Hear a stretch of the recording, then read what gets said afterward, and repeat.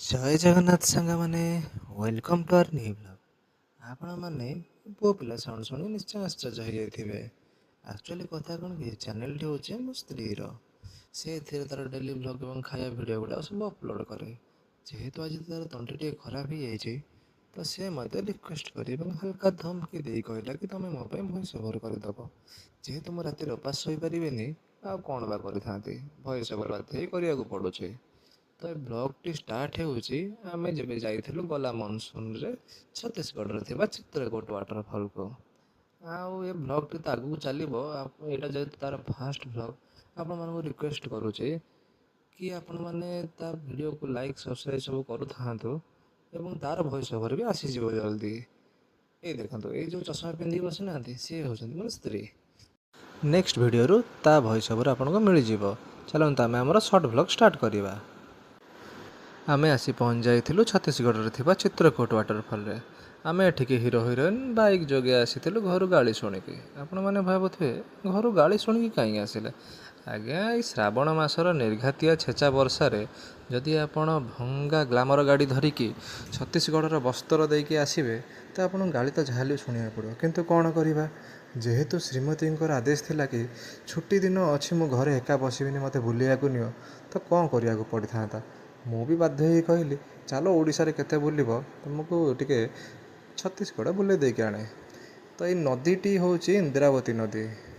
ଇନ୍ଦ୍ରାବତୀ ନଦୀରେ ଥିବା ଏଇ ୱାଟରଫଲଟି ଯେତିକି ଭୟାନକ ଦେଖାଯାଉଥିଲା ମନସୁନରେ, ସେତିକି ସୁନ୍ଦର ମଧ୍ୟ ଦେଖାଯାଉଥିଲା। ଦେଖନ୍ତୁ କେତେ ପାଣି, ପୁରା ଏପଟୁ ସେପଟ ଯାଏଁ ପୁରା ପାଣି ଫୁଲ୍ ଅଛି।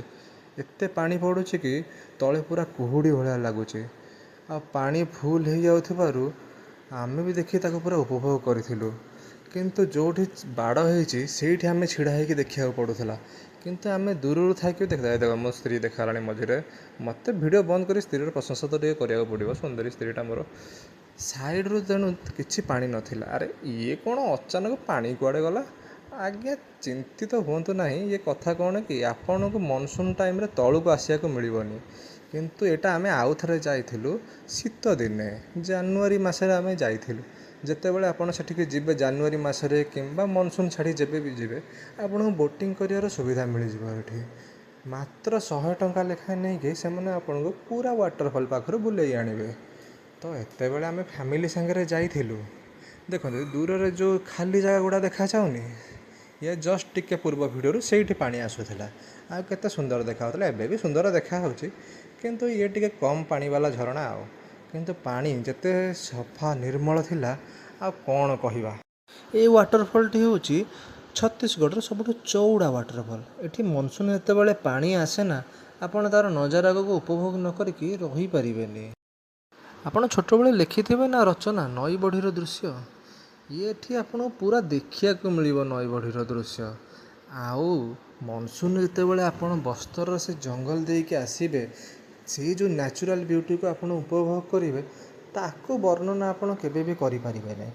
ଆଉ ମୋର ଗୋଟେ ରିକ୍ୱେଷ୍ଟ, ଆପଣ ଯଦି ଶୀତଦିନେ କେବେ ଆସୁଛନ୍ତି, ଏଠି ଯେଉଁ କୁସୁମ ଫଳଟି ମିଳେ ତାକୁ ନିଶ୍ଚୟ ଟ୍ରାଏ କରିବେ। କାହିଁକିନା ଏଠିକାର କୁସୁମ ଓଡ଼ିଶାର କୁସୁମଠାରୁ ଟିକେ ବେଶୀ ମିଠା। ଆଉ ଚାଲନ୍ତୁ ଆପଣଙ୍କୁ ଟିକେ ପାଖରୁ ୱାଟରଫଲ୍ ଦେଖେଇଦେବା। ଏଠି ସେମାନେ ଡଙ୍ଗାରେ ପୁରା ଆପଣଙ୍କୁ ପାଖ ଯାଇକି ନେଇକି ବୁଲେଇକି ଆଣିବେ। ମୁଁ ତ ଆଗରୁ ଏମିତି ଡଙ୍ଗାରେ ବସିକି କେବେ ବି ବୁଲି ନଥିଲି ଏତେ ପାଖ ଯାଏଁକେ। ଏଠି ଯେଉଁ ସେ ପାଣି ପଡ଼ିବାର ସାଉଣ୍ଡ, ତା ସାଙ୍ଗରେ ସେ ଯେଉଁ କୁହୁଡ଼ି ଭଳିଆ ପାଣି ଗୁଡ଼ା ଆସି ଆପଣଙ୍କ ଦେହରେ ଲାଗିବ, ତା'ର ମଜା କିଛି ଅଲଗା। ଏ ଦେଖନ୍ତୁ, ଏ ଦୂରରେ ଯେଉଁ 4ଟା ଫ୍ଲଡ୍ ଲାଇଟ୍ ଦେଖାଯାଉଛି, ଆପଣ ଆଉ ତ କିଛି କ୍ରିକେଟ୍ ମ୍ୟାଚ୍ ଅଛି କି ଷ୍ଟାଡ଼ିୟମ୍ ଅଛି, ନା ନା ସେମିତି କିଛି ନାହିଁ। ଏଠି ଆକ୍ଚୁଆଲି ସେମାନେ ତାକୁ ରାତିରେ ଲାଇଟ୍ ସଜେଇବା ପାଇଁ ରଖିଛନ୍ତି। କାହିଁକିନା ଏଠି ବହୁତ ଲୋକ ଆଖପାଖ ଏରିଆରୁ ଏବଂ ଓଡ଼ିଶାରୁ ତ ବହୁତ ଲୋକ ଆସନ୍ତି ଏଠି ଦେଖିବା ପାଇଁ। ରାତିରେ ଏ ଏରିଆଟା ବହୁତ ସୁନ୍ଦର ଦେଖାଯାଏ। କିନ୍ତୁ ରାତିରେ ଆପଣଙ୍କୁ ତଳକୁ ଆସିବାକୁ ଆଲାଉ ମିଳିବନି, କେବଳ ଆପଣ ଦିନବେଳା ହିଁ ବୋଟିଂ କରିପାରିବେ। ଏ ଦେଖନ୍ତୁ ପାଖରୁ ପୁରା କେମିତି ପାଣି ଉଡ଼ିକି ଆସିକି ଆମ ଚେହେରାରେ ପଡ଼ୁଥିଲା। ଆପଣ କେବଳ ଭିଡ଼ିଓରେ ଏନ୍ଜୟ ନ କରି, ମୁଁ ତ କହିବି ଆସିକି ଆକୁ ଦେଖିକି ଯାଆନ୍ତୁ। ଏଇ ସର୍ଟ ବ୍ଲଗ୍ଟି ଏଇଠି ସରିଛି। ଦେଖା ହେବ ଆମର ନେକ୍ସଟ ଏପିସୋଡ଼ରେ। Thank you.